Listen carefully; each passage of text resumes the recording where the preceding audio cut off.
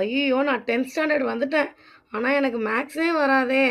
அப்படின்னு பயப்படுற ஸ்டூடெண்ட்டா நீங்க? இல்ல என் பிள்ளை 10th ஸ்டாண்டர்ட் வந்துட்டான். அவனுக்கு மேக்ஸே வராதே! என்ன பண்ண போறானோ? அப்படின்னு பிள்ளைங்களோட எதிர்காலத்த நெனச்சு வருத்தப்படுற பேரண்ட்டா நீங்க? அப்ப இந்த வீடியோ உங்களுக்கு தாங்க. நான் உங்க மகா. மகா மேக்ஸ் டியூஷன்லேருந்து. நம்ம சேனல்ல 10த்துக்கு மேக்ஸில் எக்ஸாம்பிள் சம்லேருந்து எக்ஸசைஸ் சம் வரைக்கும் ஒன்று கூட விடாமல் நம்ம சொல்லி தர போகிறோம். அதனால் நம்ம சேனலை சப்ஸ்கிரைப் பண்ணிவிட்டு நீங்கள் பேரண்ட்டாக இருந்தீங்க அப்படின்னா உங்கள் பிள்ளைங்களுக்கு இந்த வீடியோவை போட்டு காட்டுங்க. இல்லை நீங்கள் ஸ்டூடெண்ட்டா மறக்காமல் உங்கள் ஃப்ரெண்ட்ஸுக்கும் இந்த வீடியோவை ஷேர் பண்ணிவிடுங்க. வாங்க வீடியோக்குள்ளே போகலாம். இது பயிற்சி 1.1ஓட part 4 video. Part 1, part 2, part 3 இன்னும் நீங்கள் பார்க்கல அப்படின்னா வீடியோ லிங்க் டிஸ்கிரிப்ஷனில் கொடுக்குறேன், மறக்காமல் போய் பார்த்துருங்க. Question A equal to 1, 2, 3, B equal to 2, 3, 5, C equal to 3, 4 மற்றும் D ஈக்குவல் டு 1, 3, 5 எனில் A intersection C cross B intersection D equal to A cross B intersection C cross D என்பது உண்மையா என சோதிக்கவும்.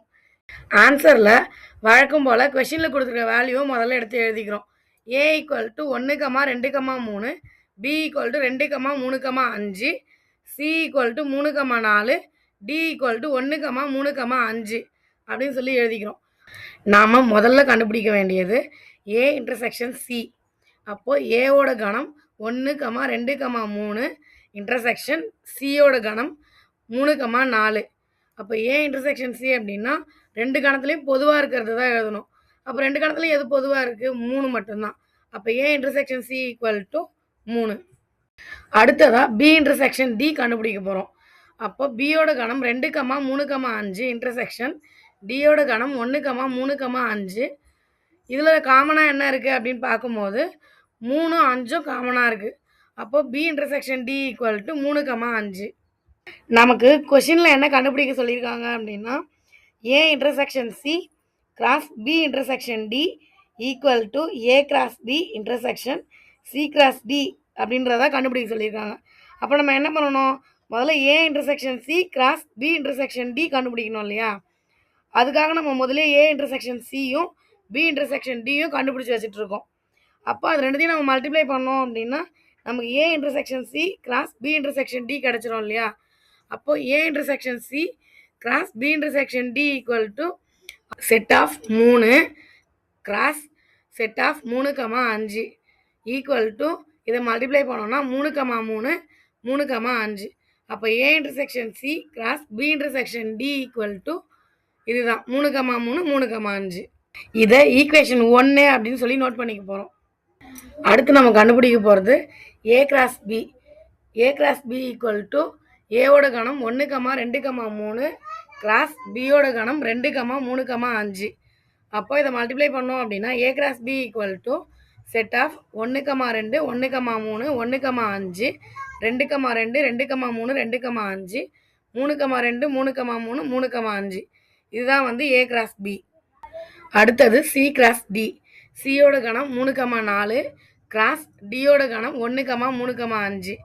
அப்போ C cross D equal to set of 3, 1, 3, 3, 3, 5, 4, 1, 4, 3, 4, 5.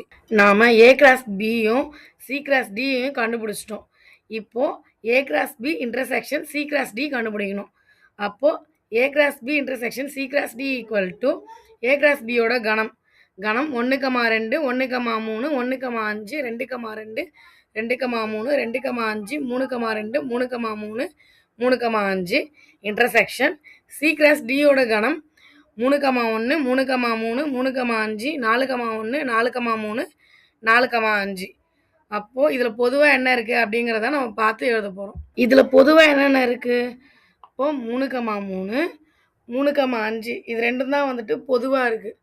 அப்போ A cross B intersection C cross D equal to 3, 3, 3, 5. இதை equation 2 அப்படின்னு note பண்ணிக்க போகிறோம். அடுத்ததான் நம்ம ஏற்கனவே கண்டுபிடிச்சி வச்சுருந்தோம் இல்லையா? ஈக்குவேஷன் 1ஐயும் 2ஐயும் ரெண்டுத்தையும் கம்பேர் பண்ண போகிறோம். அப்போ A intersection C cross B intersection D equal to 3, 3, 3, 5. A cross B intersection C cross D equal to 3, 3, 3, 5. அப்போ ரெண்டுலுமே வந்து அந்த ஜோடிகள் சேமாக தானே இருக்குது. அப்போ இதில் நம்ம என்ன சொல்லலாம், 1 equal to 2 A intersection C cross B intersection D equal to A cross B intersection C cross D என்று சரிபார்க்கப்பட்டது.